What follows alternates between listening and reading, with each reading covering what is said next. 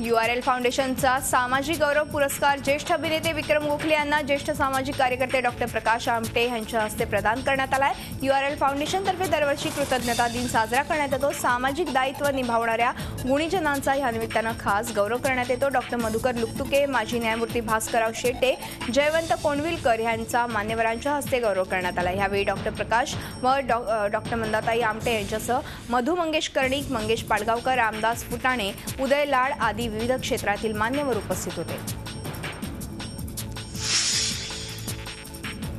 आलिया भट्टची गाडी इंडस्ट्रीत आता चांगलीच धावू लागली आहे। Students of the year, highway आणि 2 स्टेट्स नंतर आलिया आता आणखी एक नवी फिल्म करते।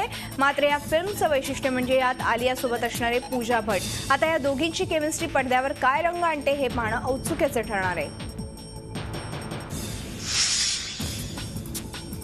मोदी सरकारमध्ये कॅबिनेट मंत्रीपदी विराजमान झालेल्या स्मृती इराणींचा आता नवा सिनेमा लवकरच येतो। ऑल इज वेल या सिनेमातून स्मृती इराणी बिग स्क्रीनवर झळकणार आहेत। यात असीमच्या आईच्या भूमिकेत स्मृती इराणी दिसणार आहेत। सिनेमाचा फर्स्ट लुक नुकताच लॉन्च करण्यात आला।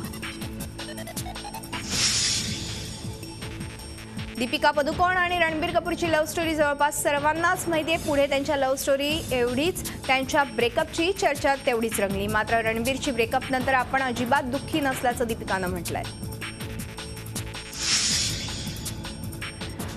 श्रीदेवीनं कमबॅक केलेल्या इंग्लिश विंग्लिशला देशभरात बॉक्स ऑफिसवर चांगलाच प्रतिसाद मिळाला। भारतासह अमेरिका, जर्मनीमध्येही फिल्म रिलीज झाली होती।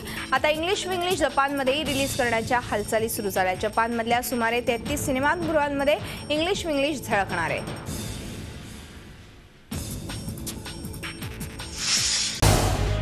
झी 24 तास रहा एक पाऊल पुढे।